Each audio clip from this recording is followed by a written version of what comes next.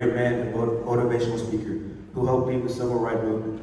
He had a dream that one day there would be equality and unity among races. His dream was about more than correct social or civil injustices.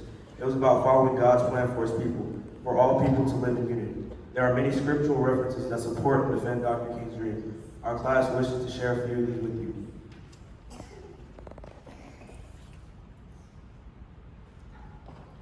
Every human being is made in the image of God. Showing respect toward every person shows respect for God. So God created man in his own image. In the image of God he created him. Male and female he created them.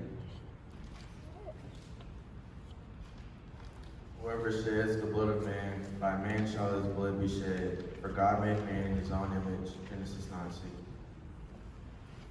Every human being comes from Adam and Eve and is equal in God's sight.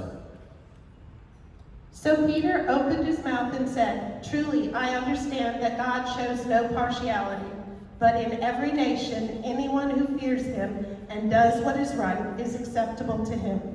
Acts 10:34-35. And he made from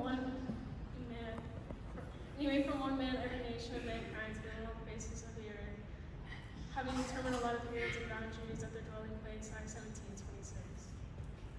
The Bible is clear that pride and arrogance are sins. We should never view ourselves as being superior to any other person for any reason. The fear of the Lord is hatred to evil. Pride and arrogance and the way of evil and perverted speech I hate. Proverbs 8:13. Love is patient and kind. Love does not envy or boast. It is not arrogant. 1 Corinthians 13:4. We should never show partiality based on someone's race, gender, income level, or social status. There is neither Jew nor Greek, there is neither slave nor free, there is no male and female, for you are all one in Galatians 3:20. Loving our neighbor as ourselves is one of the two great commandments, according to Jesus, Matthew 22:39. Racism always insults our brothers and sisters and causes us to commit murder in our hearts.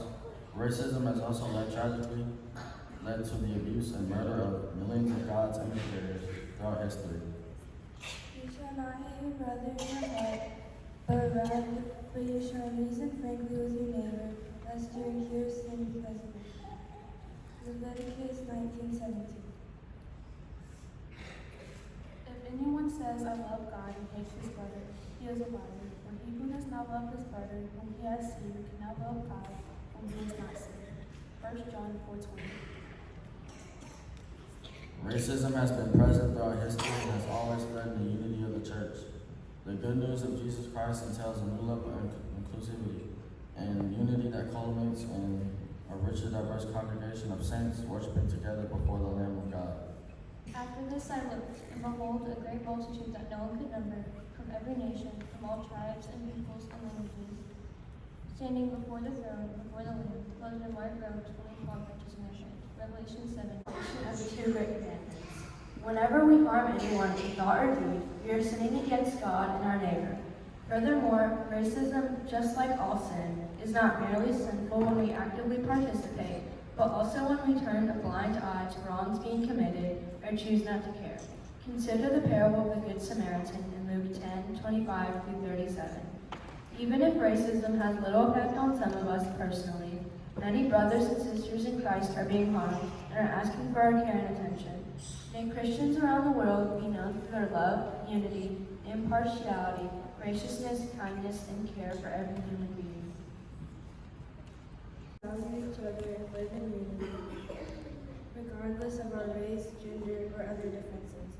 May you work in the hearts of all people that they may see beyond skin color.